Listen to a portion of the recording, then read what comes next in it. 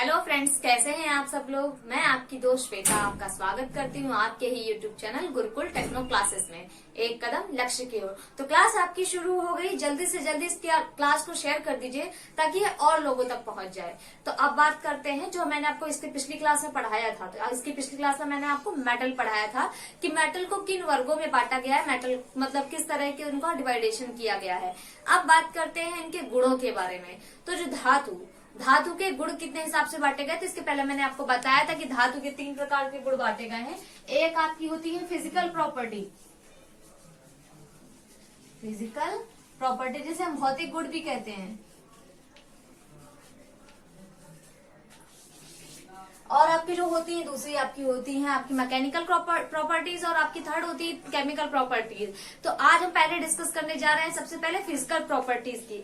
तो physical properties मतलब क्या है और इसका मतलब क्या आधार होता है। तो धातु को जो पहचाना जाता है वो उनके भौतिक गुणों के कारण ही पहचाना जाता है। और धातु में हमारे भौतिक गुण होते हैं और यह स्थायी रूप से उसमें उपस्थित होते हैं। तो पहला जो आपका जो गुण है, पहला उसका आपका जो गुण है वो है आपका रंग। प्रत्येक धातु में अपना एक स्वयं का रंग होता है जिससे उस धातु की पहचान की जाती है। जैसे जो एल्युमिनियम का है सफेद व्हाइट, जो शाइनर व्हाइट होता है वो उसका कलर होता है। पीतल का जो रंग होता है पीला होता है और कॉपर आपका लाल रंग का होता है। इसी तरह सभी प्रत्येक जितनी भी धातुएं होती है उनका स्वयं का एक रंग होता है। अब बात करते हैं इनके जो दूसरा इनका गुण आता है वो क्या आता है। दूसरा गुण है भार। प्रत्येक वस्तु का अपना अलग अलग भार होता है, मतलब हर एक वस्तु का भार होता है और एक दूसरे से अलग अलग होता है। भार की बात करें तो सबसे अधिक जो भार है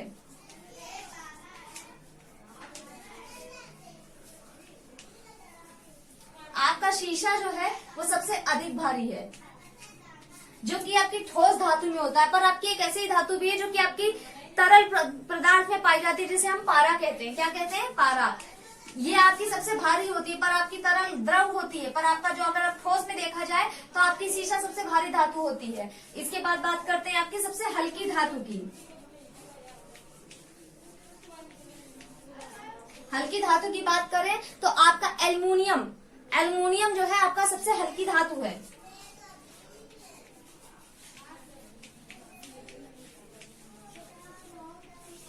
एल्युमिनियम आपका सबसे भारी धातु है। फिर से रिपीट करती हूँ, जो उनका रंग होता है सभी प्रत्येक धातुओं का रंग अलग अलग होता है। प्रत्येक वस्तु के पास अपना एक स्वयं का भार होता है और भार एक दूसरे से भिन्न होता है। सबसे अधिक भारी धातु की बात करें तो आपका शीशा है, पर जो शीशे से भी अधिक भारी होता है वो आपका पारा होता है। पर पारा द्रवीय रूप में पाया जाता है, ठोस रूप में नहीं पाया जाता है।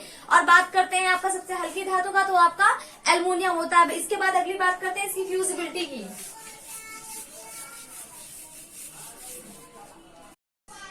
अब बात करते हैं इसकी गलनीयता की। गलनीयता क्या होती है? वो गलनांक जिसपे हमारी धातु तरल रूप में आ जाती है उसे हम उसका गलनांक कहते हैं। और ये जो उसका गुण है वो उसकी गलनीयता कहलाती है। तो गलनीयता की अगर बात करें तो जो हमारी गलनीयता की जो है आपका जो रॉट आयरन है, क्या है?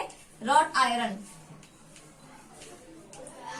का जो गलनांक होता है वो होता है 1600 डिग्री सेंटीग्रेड। क्या होता है? 1600 डिग्री सेंटीग्रेड। आपका जो कास्ट आयरन है उसका गलनांक होता है आपका 1250 डिग्री सेंटीग्रेड। कितना होता है? 1250 डिग्री सेंटीग्रेड होता है। आपका जो अगला आता है तांबा, इसको 1083 डिग्री सेंटीग्रेड, इसका जो गलनांक होता है वो 1083 होता है। पर कहीं कहीं पे इसको 1080 और कहीं पे इसका आपको 1060 भी मिलेगा। अब जो चौथा है इसका जो आपका चौथी धातु आ जाती है वो आ जाती है आपकी टिन, जिसका गलनांक होता है 230 डिग्री सेंटीग्रेड। कितना होता है? 230 डिग्री सेंटीग्रेड। अब इसी के अगले अगर गुण की बात करते हैं तो चालकता क्या होती है?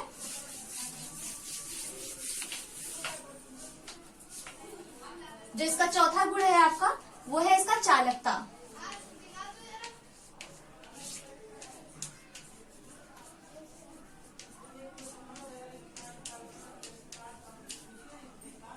जो हमारी चालकता होती है विद्युत और ताप का एक सिरे से दूसरे सिरे तक स्थानांतरण, इसकी चालकता कहलाती है। जैसे हमारे पास अगर एक रॉड है और हमारे पास एक लकड़ी की एक लकड़ी का डंडा कह सकते हैं, उसके भी रॉड कह सकते हैं। अगर आप धातु की रॉड को गर्म करना शुरू करते हैं तो उसका जो ताप है वो एक सिरे से जाकर के दूसरे सिरे पे पहुंच जाएगा। पर अगर आप यहीं पे अगर आप आग मतलब लकड़ी में अगर आप गर्म करना शुरू करते हैं तो वो आग पकड़ लेती है। इसका मतलब क्या है, जो धातु है ताप और विद्युत का सुचालक है, और जो लकड़ी है आपकी ये इसकी कुचालक है। इसी क्रम में बात करते हैं इसके अगले गुण की। अगला गुण क्या कहता है, इसकी बनावट। तो बात करते हैं अब जिसको इसका अगला जो गुण आता है बनावट। तो बनावट क्या होती है, जो भीतरी संरचना, तो इसका चौथा गुण आता है इसका, वो है बनावट। मतलब जो हमारी जो आपका बनावट की बात करें, जो धातु है, धातु के अंदर किस तरह की संरचना है। जैसे ये है हमारा, कहीं पे संरचना बहुत घनी होती है, कहीं पे एकदम से आपकी घनी मिलेगी। तो इन दोनों में डिफरेंस क्या है, इसकी जो संरचना है बहुत दूर दूर है और इसकी जो संरचना है बहुत पास पास है। तो ये जो धातु की बनावट होती है ये 3 तरह की होती है। कितने प्रकार की होती है, 3 तरह की। पहली आपकी है ग्रेनुअल। कौन सी है आपकी पहली जो आपकी है ग्रेनुअल।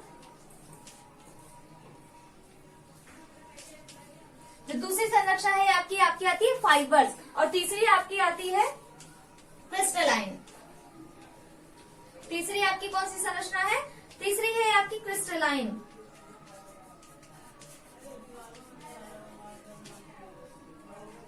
ये तो हो गई बात आपके चौथे गुण की, क्या है बनावट। अब बात करते हैं इसमें अपारदर्शक। जो प्रत्येक धातु होती, कोई भी पारदर्शक नहीं होती, अपारदर्शी होती। मतलब अपारदर्शी का मतलब क्या है, एक धातु के इस से इस पार हम नहीं देख सकते हैं। तो इसका मतलब है धातु को आर पार नहीं देखा जा सकता है। यही इसका 5वां गुण है, क्या है, अपारदर्शी। क्या है, अपारदर्शी। इसी के अगर 5वें गुण की बात करें तो इसमें चुंबकत्व का भी गुण पाया जाता है। क्या पाया जाता है, चुंबकत्व का भी गुण पाया जाता है। चुंबकत्व का गुण कैसे,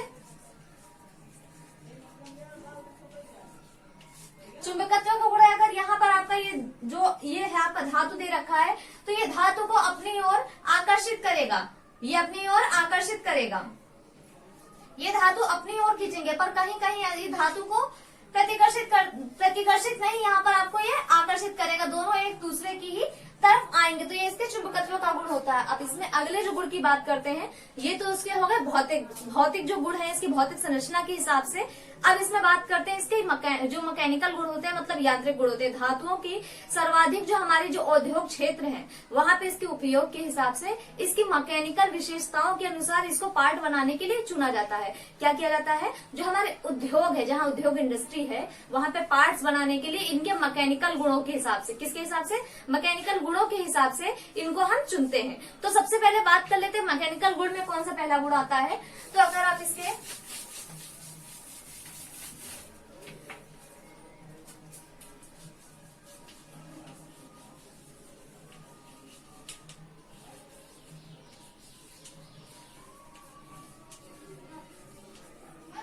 मैकेनिकल प्रॉपर्टी की अगर बात करते हैं तो सबसे पहला इसका जो गुण आता है वो इलास्टिसिटी आता है। इलास्टिसिटी क्या है,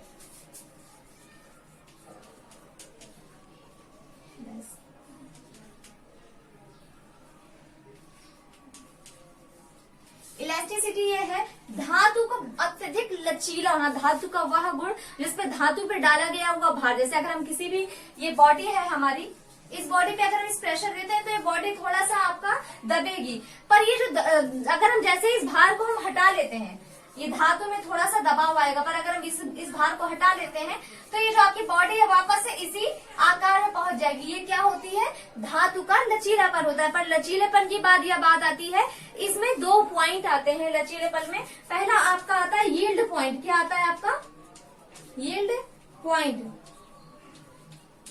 यील्ड पॉइंट क्या होता है आपका, यील्ड पॉइंट की बात करें, जब धातु पे हम किसी भी तरह भार डालते हैं तो उस पे एक ऐसा बिंदु आता है, जब हम धातु पे अगर हम भार डालते रहेंगे, इस पे भार डालते रहेंगे तो एक बात आएगा कि ये जो हमारी धातु है ये ऐसी ही हो जाएगी। मतलब इसकी संरचना में ये जो दबाव को परिवर्तित कर, जो फैलाव जो जारी हो जाता है वो उसका यील्ड पॉइंट कहलाता है। एक इसमें आती है परमानेंट सेट, इसमें जो दूसरा पॉइंट आता है वो होता है परमानेंट सेट का। क्या होता है? Permanent set. जो हम धातु पे दबाव डालते हैं और उसके यील्ड पॉइंट के बाद जो धातु हमारी जिस संरचना में फैलाव हो जाती है और वहां पे वो स्थायी रूप धारण कर लेती है। मतलब ये हमारी यहाँ इस बॉडी से इस तरह का जो रूप धारण कर लेती है, तो ये हमारा परमानेंट सेट कहलाता है। तो ये क्या होता है? हमारा परमानेंट सेट कहलाता है। तो ये क्या है? जो आपकी इलास्टिसिटी है, इसके अंदर दो पॉइंट आते हैं, जिसमें आपका पहला है यील्ड पॉइंट और दूसरा आपका है परमानेंट सेट। अब इसी कड़ी में अगर बात करें,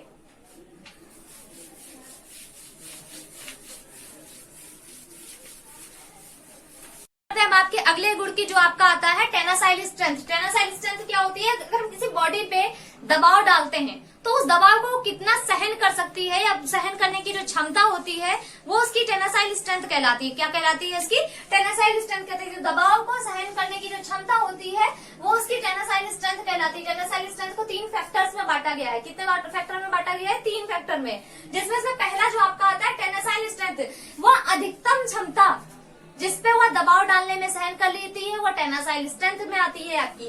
आपका जो दूसरी बात करते हैं अल्टीमेट स्ट्रेस। अल्टीमेट स्ट्रेस क्या होता है? धातु की वह अधिकतम क्षमता जिसपे डालने में वो सहन करने के बाद वह टूट जाती है, वो क्या कहलाती है? उसकी अल्टीमेट स्ट्रेस कहलाती है। और वर्किंग स्ट्रेस क्या होती है? ये मान लीजिए धातु की 2 छड़ें हैं, सेम, जो मतलब अगर आपके कॉपर की 2 धातु की छड़ें हैं और एक की मोटाई अधिक है और दूसरे की मोटाई कम है, मतलब दोनों का जो डाया है वो अलग अलग है, तो दोनों की जो वर्किंग स्ट्रेस है वो भी अलग अलग होगी। ये उसकी क्या कहलाती है? वर्किंग स्ट्रेस कहलाती है। और वर्किंग स्ट्रेस क्या होता है? जो अल्टीमेट स्ट्रेस का 6वां भाग होता है। कितना होता है? 6वां भाग होता है अल्टीमेट स्ट्रेस का। अब बात करते हैं फैक्टर ऑफ सेफ्टी की। किसकी बात करते हैं? फैक्टर ऑफ सेफ्टी की। जो फैक्टर ऑफ सेफ्टी होता है आपका, ये आपका ultimate stress upon working stress के बराबर होता है। क्या होता है? Ultimate stress upon working stress. तो ये बात हो गई आपकी टेनासिटी की। अब इसी में अगला जो बात करते हैं हमारी प्लास्टिसिटी। क्या होता है? प्लास्टिसिटी। प्लास्टिसिटी क्या है आपका? प्लास्टिसिटी की बात करें अगर,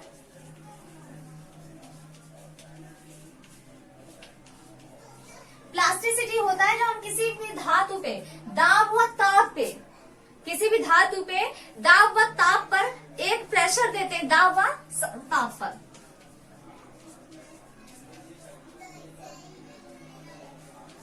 तो वह अपने जो आपका जो बॉडी का स्ट्रक्चर होता है उसमें परिवर्तन करना शुरू करती है।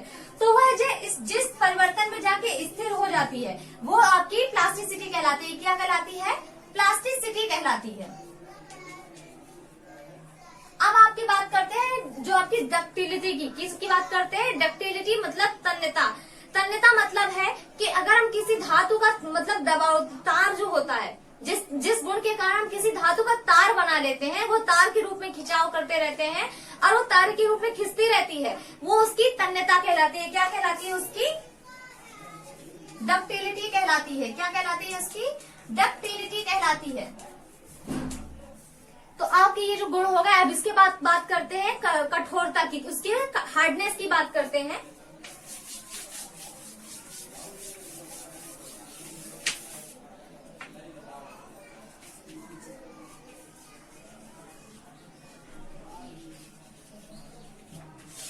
हार्डनेस का क्या अर्थ है? देखिए हम समझाते हैं। जैसे अगर आपके पास लोहे का कोई टुकड़ा है और आपके पास पीतल का कोई टुकड़ा है और आपके पास एल्युमिनियम का कोई टुकड़ा है, अगर लोहे के टुकड़े से हम पीतल के टुकड़े पे धार या काटना चाहेंगे तो वो उसको काट लेगा। इसका अर्थात क्या है? वो पीतल के टुकड़े से ज्यादा हार्ड है। इसी तरह अगर हम पीतल के टुकड़े से एल्युमिनियम के टुकड़े को काटना चाहेंगे या खरोचना चाहेंगे तो उस पे खरोच देगा या काट देगा। तो क्या अर्थात है? पीतल का टुकड़ा एल्युमिनियम के टुकड़े से ज्यादा हार्ड है, मतलब वह धातु का वह गुण जिससे वो किसी अन्य धातु को काट लेती है या खरोच देती है, वो उसकी काट देती है या खरोच देती है, वह उसकी हार्डनेस कहलाती है। क्या कहलाती है? हार्डनेस कहलाती है। अब इसी श्रृंखला में बात करें, इसकी जो अगला गुण आता है वो आता है इसका चिमड़ापन। क्या आता है? चिमड़ापन। धातु का वह गुण क्या होता है? धातु का वह गुण जो उसको मोड़ने में या मरोड़ने में टूटने नहीं देता। जैसे हम किसी भी चीज को है, एल्युमिनियम को अगर मोड़ते हैं तो उसको मरोड़ते तो जल्दी जब तक नहीं टूटते, तो वो उसके अंदर चिमड़ापन है। क्या है? चिमड़ापन। और जो आपका चिमड़ापन होता है ये आपका भंगुरता, इसका जो अपोजिट कह सकते हैं, जो चिमड़ा गुड़ का अपोजिट भंगुरता है। क्या है? भंगुरता। भंगुरता क्या होती है? किसी भी उसमें चोट लगा लेने पे, किसी भी हम अगर धातु पे चोट लगाते हैं तो चोट लगाने पे यदि वह टूट जाती है, चोट लगाने पे यदि वह टूट जाती है तो वो सबसे ज्यादा भंगुर होती है। तो भंगुर सबसे ज्यादा है क्या? जो आपका शीशा है, जो आपका कास्ट आयरन है, वो उसका भंगुरता है, उसमें बहुत अधिक भंगुरता है। तो चोट लगाने पर टूट जाना, क्या हो जाना? टूट जाना। तो आपका क्या हो गया? हार्डनेस वो हो गया जिससे वह किसी भी वस्तु को काट लेती है। आपका चिमड़ापन हो गया, जो धातु का मोड़ने और मरोड़ने की जो उसमें टूटने नहीं देता जो गुण उसका, वो उसका चिमड़ापन कहलाता है। और जो भंगुरता की बात करें तो जो हम अगर किसी भी चीज में चोट लगने पे वह टूट जाती है तो वह उसका भंगुरता कहलाती है, भंगुरता का गुण होता है। अब इसी अगर श्रृंखला में बात करें, जो आपका अगला आता है फटिंग रेजिस्टेंस। क्या आता है आपका? अगला जो आपका आता है फटिंग रेजिस्टेंस कहलाता है।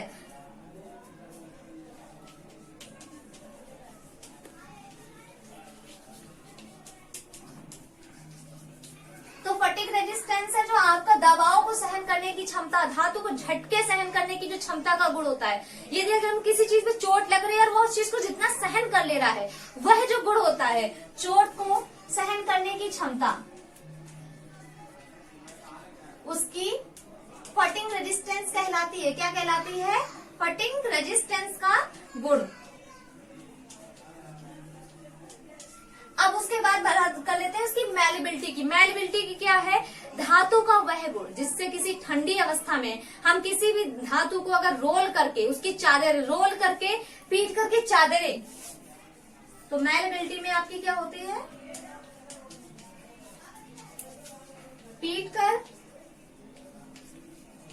या रोल कर, रोलिंग कर चादर बनने का जो उसमें गुण होता है, जो वो है, जो मतलब इतना मुलायम है कि वो चादर के रूप में बनता जा रहा है, टूटता नहीं। तो उसका जो यह गुण है, यह गुण उसकी मैलिबिलिटी का गुण होता है। और यह गुण सबसे ज्यादा सोने में, किसमें होता है? सोने में और चांदी में। सबसे ज्यादा मैलेबल आपकी जो धातु है वो आपके सोना और चांदी में सबसे ज्यादा मैलिबिलिटी का गुण है। और सबसे ज्यादा इसका अगला जो लास्ट आपका गुण आता है मशीनेबिलिटी।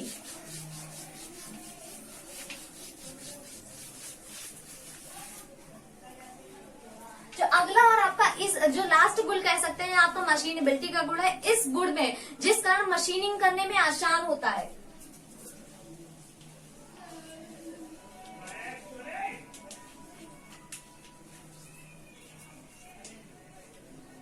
मशीनिंग करने में आसान।